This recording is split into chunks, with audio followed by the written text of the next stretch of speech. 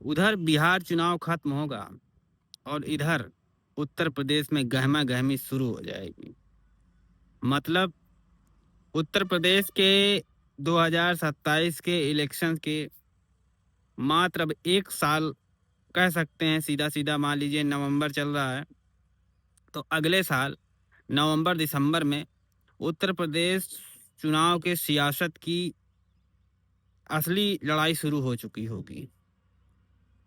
और दोनों तरफ से, क्योंकि अब बीजेपी भी कोई इतनी कमज़ोर नहीं है कि उसको अलायंस की ज़रूरत हो उत्तर प्रदेश में।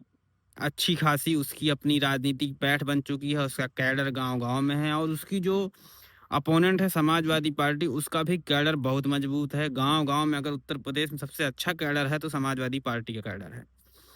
और दोनों अलायंस बहुत मजबूत हैं। 2024 इलेक्शन के एनालिसिस से देखेंगे तो लगभग समाजवादी पार्टी 250 या 55 सीट पे आगे थी, जिसने भारतीय जनता पार्टी की आंखें खोल दी।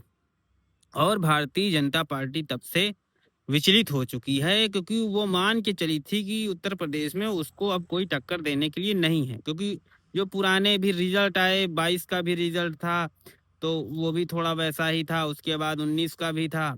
और मायावती की राजनीति को लोग अलग अलग तरीके से संबोधित करते हैं, कोई कहता है क्या है, कोई मतलब अपना अपना मत है, हो सकता है कुछ भी हो, उनके अंदर खाने की बात हो। तो अब बसपा का ना तो कोई कैडर बचा है, बसपा के पास ना तो कोई नेता बचे हुए हैं। तो बसपा अब दोबारा से किसके भरोसे रिवाइव करेगी, ये भी एक बड़ा सवाल है। क्या आकाश आनंद बसपा को रिवाइव करा पाएंगे, ये भी एक बड़ा सवाल है। और ऐसे कौन से लीडर हैं पिछड़ी समाज के या दलित समाज में मायावती को छोड़ के, जिनकी पहुंच across the SC ST community हो, ये भी एक बहुत बड़ा सवाल है।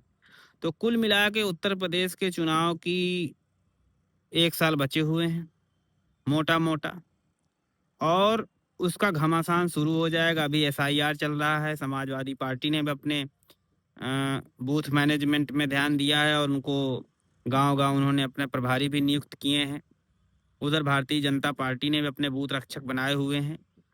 तो कुल मिला के अभी तो SIR का मुद्दा चलेगा, और कितने वोट काटे गए, कितने जोड़े गए, ये तो महीना 2 महीने बाद, जब 3 महीने बाद जब SIR की फाइनल लिस्ट अपडेट होगी तभी पता चलेगा। तो कुल मिला के ये है कि बिहार का चुनाव खत्म हुआ नहीं कि उत्तर प्रदेश की सियासत शुरू हो जाएगी, और तेज रफ्तार में शुरू होगी। दोनों तरफ से आरोप प्रत्यारोप होंगे। अब ये उत्तर प्रदेश को तय करना है और यहाँ की जनता को कि वो किसको अपना नेता चुनेगी और किस में अपना भविष्य देखती है।